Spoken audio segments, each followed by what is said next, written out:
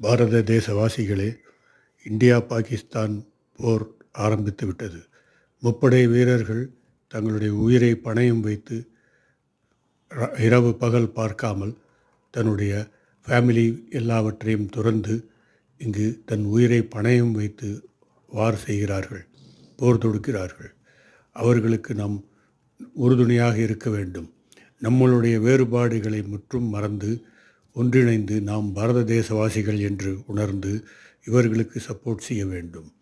நம்முடைய நம்முடைய ப்ராப்ளங்கள் இருக்கும்.